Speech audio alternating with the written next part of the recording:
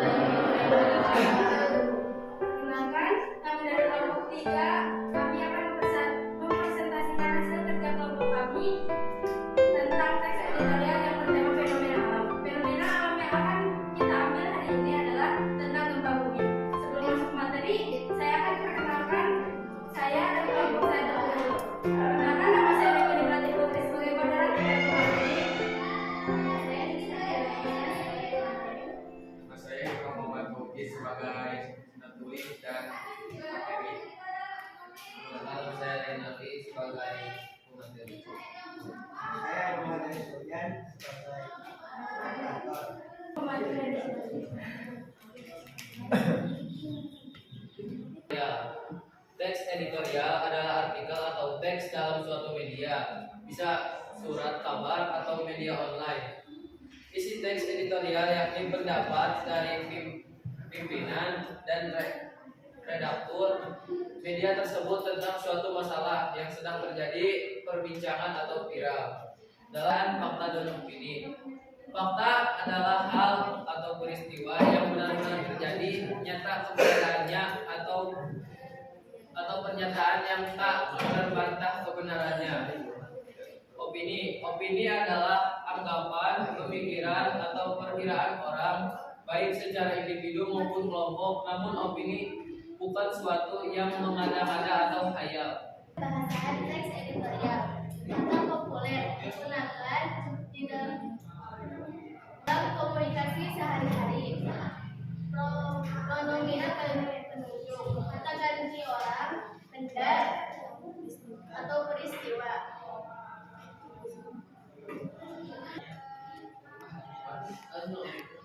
Kalimat berfungsi sebagai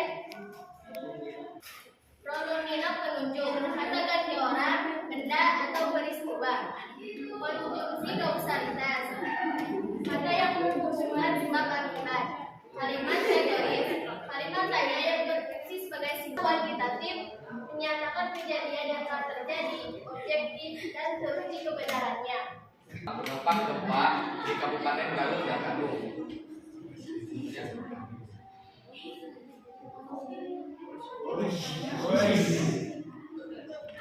Gempa bumi berkekuatan magnitudo 4,9 mengguncang Kabupaten Garut dan Kabupaten Bandung. Pada 18 bulan 9 2024 kemarin, sebanyak 1.007 unit rumah dilaporkan rusak. Daerah terparah dilaporkan terjadi di Kabupaten Bandung.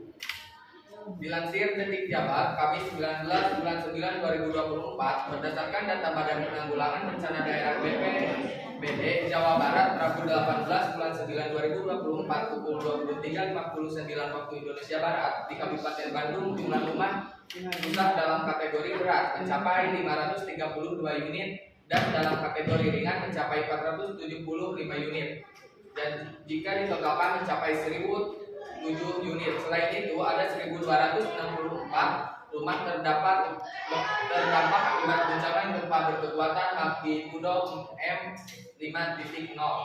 Tak hanya itu, dalam kejadian ini sejumlah fasilitas publik juga ikut mengalami kerusakan, diantaranya 8 fasilitas kesehatan, 31 sarana pendidikan, 55 rumah ibadah atau masjid, dan 2 perkantoran.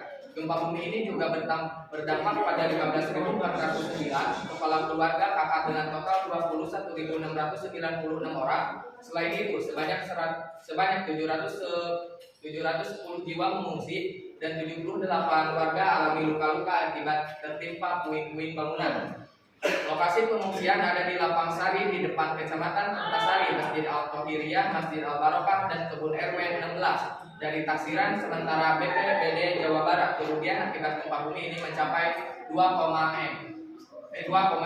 getaran atau getar-getar yang terjadi di permukaan bumi akibat pelepasan energi dari dalam secara tiba-tiba yang menciptakan gelombang seismik. Ibu ya silahkan duduk. Perkenalkan, saya Sophia Amelia dari kelompok 4 ingin bertanya apa peran pendidikan dan pelatihan dalam meningkatkan kesadaran masyarakat terkait bencana gempa.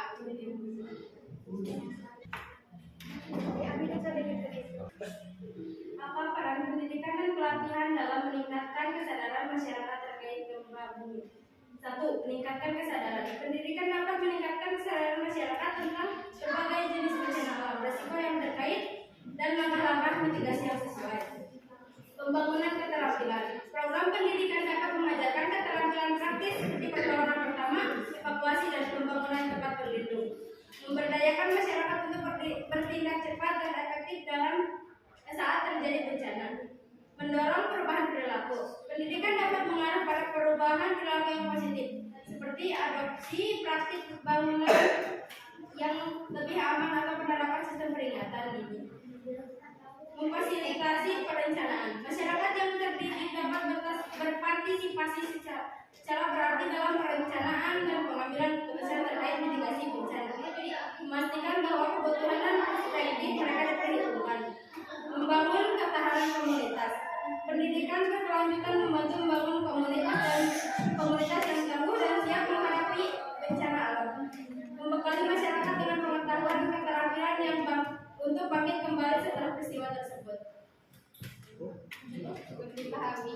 Yang kita sampaikan hari ini itu tentang fenomena alam yang bisa terjadi kapan saja dan tidak bisa terdeteksi. Salah satunya gempa bumi merupakan bencana alam yang selalu kita waspadai dimanapun dan kapanpun kita berada. Mungkin sekian dari kelompok kami. Mohon maaf bila ada tutur kata dan perilaku yang kurang berkenan. Wassalamualaikum warahmatullahi wabarakatuh.